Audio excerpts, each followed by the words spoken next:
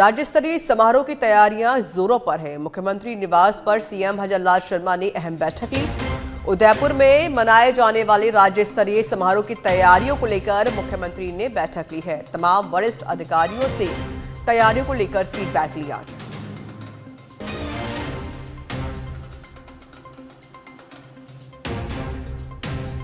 तो मुख्यमंत्री भजनलाल शर्मा ने आज अहम बैठक ली। राज्य स्तरीय समारोह की तैयारियों को लेकर ये बैठक ली गई और साथ ही वरिष्ठ अधिकारियों से तैयारियों को लेकर फीडबैक भी मुख्यमंत्री ने लिया है।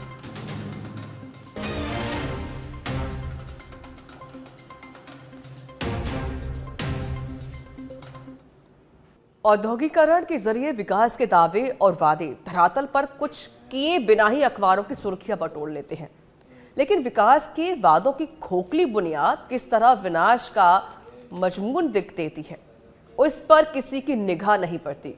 4 दशक पहले ब्यावर में शुरू की गई श्री सीमेंट फैक्ट्री ने भी आसपास के बाशिंदों की जिंदगी में कुछ इस तरह विनाश की पटकथा लिख दी कि जहरीले धुएं और पानी में घुली जिंदगी ही जहर बन गई।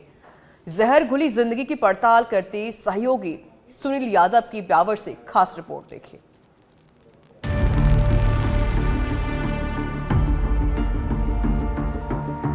इंसानी जिंदगी की तकदीर और तस्वीर बदलने में उद्योगों और फैक्ट्रियों ने बड़ी भूमिका निभाई है, लेकिन ब्यावर की श्री सीमेंट फैक्ट्री ने यहाँ के बाशिंदों की तकदीर में तरक्की नहीं, तबाही लिखने का काम किया।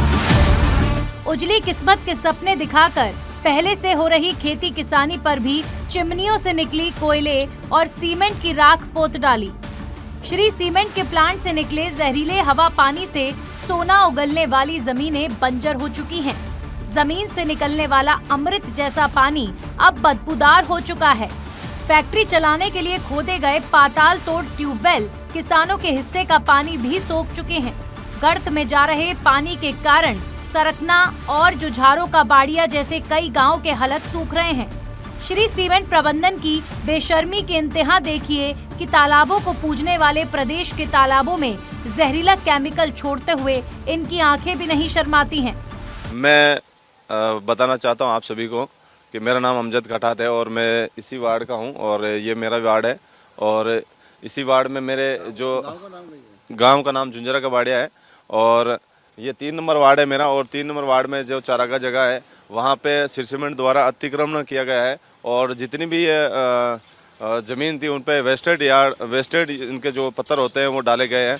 और पहले हमारे यहाँ पे आपको बताना चाहते हैं कि हमारे 30-30, 40-40 यानी कि बकरियाँ और गायें हुआ करती थी, भैंसें हुआ करती थी, लेकिन आज लोगों के पास 2-2 गायें, भैंसें, बकरियाँ भी नहीं है और बहुत दुर्गत स्थिति हो चुकी है। मैं इस न्यूज़ के माध्यम से बताना चाहता हूँ बाड़िया और हमारे गैनरामपुरा यहाँ की ये पानी की हालत ऐसी है कि इस पानी को हमें जो माइंस के प्रबंधक है वो यूज़ नहीं करने देते हैं और जहाँ तक है कि जब भी हमें ज़रूरत पड़ती है तो हम 800-1000 रुपये का टैंकर डलवाते हैं। इसके बाद में जो भी ये पानी है ये श्री सीमेंट यूज़ कर रही है अपने पर्सनल के लिए और कोई भी पानी यहाँ से हमें लेने नहीं देते हैं। यहाँ प्रतिबंध लगा रखा है, सिक्योरिटी गार्ड लगा रखा है। अनऑथराइज कभी भी हम पानी के लिए आते हैं तो भी हमें मिलता नहीं है और यहाँ की जो ट्यूबवेल है वो लगभग सब सूखी पड़ी है और 1-2 हैंडपम्प चल रहे हैं उसमें भी गंदा पानी आ रहा है। इस वजह से हम बहुत परेशान हैं। प्रकृति को परमेश्वर और गरीब को गणेश मानने वाले प्रदेश में जो धन कुबेर सिर्फ मुनाफे के लिए जल जंगल और जमीन को बर्बाद कर सकता है, उसके लिए आम आदमी का आशियाना क्या ही वक्त रखेगा। सीमेंट प्रोडक्शन के लिए होने वाले अवैज्ञानिक माइनिंग के धमाके बस्तियों की बुनियाद हिला रहे हैं। हालात ये है कि ब्लास्टिंग से घरों की दीवारों में आई दरारों के कारण लोगों को अपने आशियाने ही असुरक्षित लगने लगे हैं, लेकिन फैक्ट्री की ब्लास्टिंग पर लगाम लगाने वाला प्रशासन जब बाहुबल को ही बल देने लगे तो साधारण लोगों के हिस्से में अफसोस ही रह जाता है। अरे ये फैक्ट्री की प्लास्टिंग में जड़े मकान सब फाट रहा, सब कोई मतलब भी कोना, रात दिन धूड़ा खावा धूड़ा। हाँ दिवाली वाल कदी की ये दिवाली 12 महीना भी ये इधर ये 2 साल में जिद पे गुड़ की ब्लास्टिंग की। हाँ ब्लास्टिंग। और बार वो नया मकान बनाया जो ये नया मकान में 12 महीना भी आके फाट गया। कभी ऐसा भी हुआ पत्थर उत्तर भी आके गिरे? हाँ पत्थर आता है ना, ये खेतों में आता है इधर। यहाँ तक आता है तो ए जो चारा का जमीन है बटे जानवर आने जावे जाने जे जानवर कट जे जाब दे वन पासा ताड़ दे शराब दे वन प्लास्टिक भेजे कहाँ चढ़ने जाते हैं?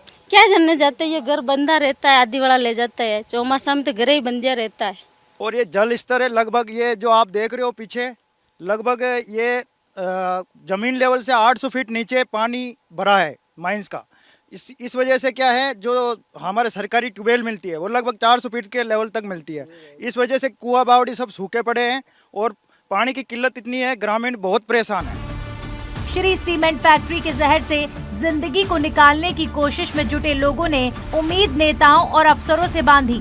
जोर और जुल्म की टक्कर में स्थानीय लोगों ने संघर्ष को नारा बनाकर शिकायतें, धरने, ज्ञापन, विरोध जैसे लोकतांत्रिक हथियार कई बार इस्तेमाल किए, लेकिन अफसरशाही का झुकाव हमेशा की तरह ताकत भर के साथ ही रहा। ग्रामीणों के हिस्से में आया तो सिर्फ जांच और जल्द कार्रवाई का आश्वासन।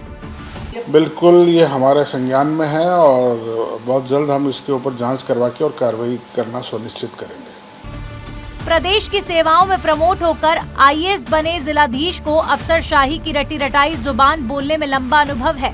नहीं है तो ग्रामीणों की जिंदगी के प्रति संवेदनाएं और प्रशासक के तौर पर सख्त फैसले लेने का हुनर। इसलिए श्री सीमेंट से तकलीफें झेल रहे ग्रामीण बताते हैं कि हमसे राज तो रूठा ही था, अब राम भी रूठ गया है।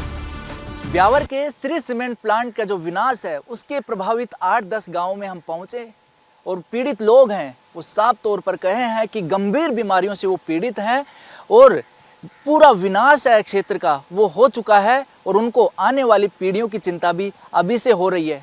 लोगों ने कहा कि यहाँ पर आसपास पूरा पहाड़ी क्षेत्र था जिसको अरावली कहा जाता था, उसको पूरा खनन कर लिया गया है, उसको चीर लिया गया है और अब जो गोचर और सरकारी जैसी ज़मीन बची थी जहाँ पर मवेशी अपना पेट भरते थे वो भी चरने लायक नहीं बची है। आसपास के जो गांव हैं वहाँ का जल स्तर गिर चुका है और इस केमिकल की वजह से जो पानी बचा है वो भी पूरा दूषित हो चुका है। वीडियो जर्नलिस्ट हेमंत शर्मा के साथ मैं सुनील यादव, सच बेधड़क, ब्यावर। ख्वाजा मोइनुद्दीन हसन चिश्ती के 813वें उर्स के मौके पर मंगलवार को कांग्रेस के राष्ट्रीय अध्यक्ष मल्लिकार्जुन खड़गे की ओर से चादर पेश हुई। चादर पेश कर देश में अमन, चैन, शांति, भाईचारा बना रहे, इसे लेकर दुआएं मांगी गई। इसके बाद खड़गे का संदेश भी पढ़ा गया। खड़गे की चादर लेकर राज्यसभा सांसद इमरान प्रतापगढ़ी, प्रदेश अध्यक्ष गोविंद सिंह डोटासरा और नेता प्रतिपक्ष टीकाराम जूली अजमेर पहुंचे थे। दरगाह में चादर पेश करने से पहले सभी नेताओं का जगह जगह स्वागत भी हुआ। चूरू से बड़ी खबर है। सादुलपुर थाने के एसआई सहित 3 पुलिसकर्मी सस्पेंड किए गए हैं। चूरू एसएसपी जय यादव ने सस्पेंड किया है। एनडीपीएस मामले में मिली शिकायत पर सस्पेंड किया गया है। एक एसआई तथा एक हेड कांस्टेबल एवं एक कांस्टेबल को सस्पेंड किया गया है। SI Pappuram Meena, head constable Subhash Chandra एवं कांस्टेबल नवीन कुमार को सस्पेंड किया गया है। एसएसपी जय यादव ने शिकायत पर जांच के बाद दोषी पाए जाने पर इन सभी को सस्पेंड किया है। जयपुर से खबर है, 190 विद्यालय को शिक्षा मंत्री के आदेश पर समन्वित किया है। शिक्षा की गुणवत्ता को लेकर ये कदम उठाया गया है।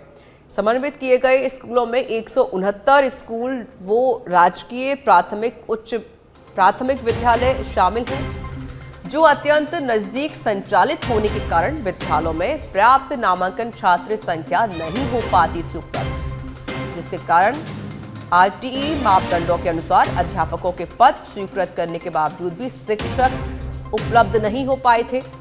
शिक्षा की गुणवत्ता विपरीत रूप से प्रभावित भी हो रही थी।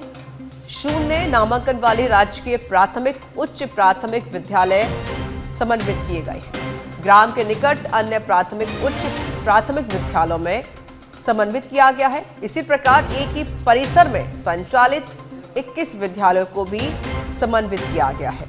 एक ही परिसर में एक से अधिक विद्यालय संचालित होने से पर्याप्त नामांकन नहीं हो पाता था।